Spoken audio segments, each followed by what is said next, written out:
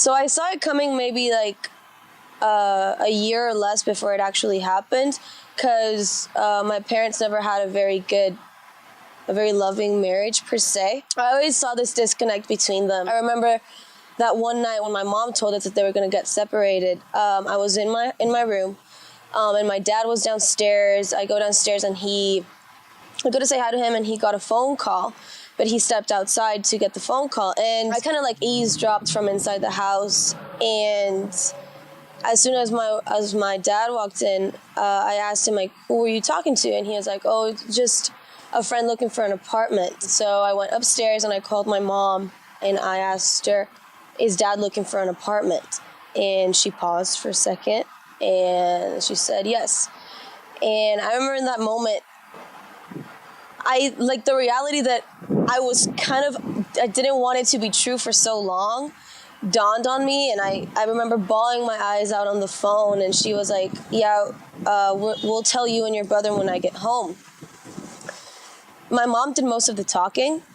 I remember that perfectly. I don't remember my dad saying much. The one thing that hit me the most of what she said was, we don't want you and your brother to have the wrong idea of what marriage is. That has stayed with me for the longest time, because in that moment it kind of made sense, because I was like, well, okay, to like a married couple that doesn't show much affection, like, that's not the ideal, right? But it was like I didn't know what else to do but to find like hope somewhere.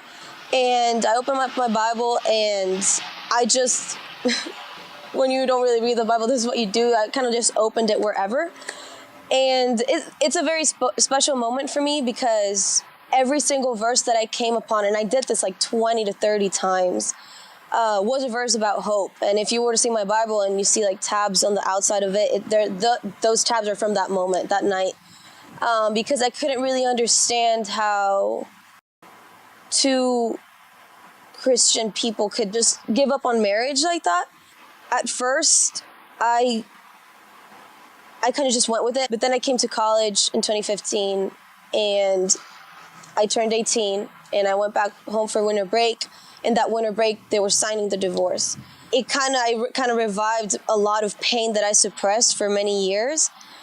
And I remember going back home and being at the dining room table, and my parents asking me to sign these documents. Since I was 18, I had a say in a way.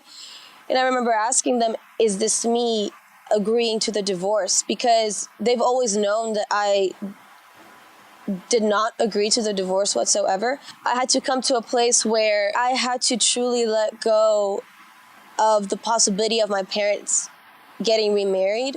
I remember crying so desperately, because I acknowledged that in the moment that I would let that possibility go, I was stepping into the reality of my parents might not get remarried for the rest of my life, you know? And in that moment, it was extremely hard. But thereafter, how the Lord started to mend that has been a beautiful journey, because the mending that the Lord has done in my heart, and Him teaching me how He is my parent, and He has filled that space in me.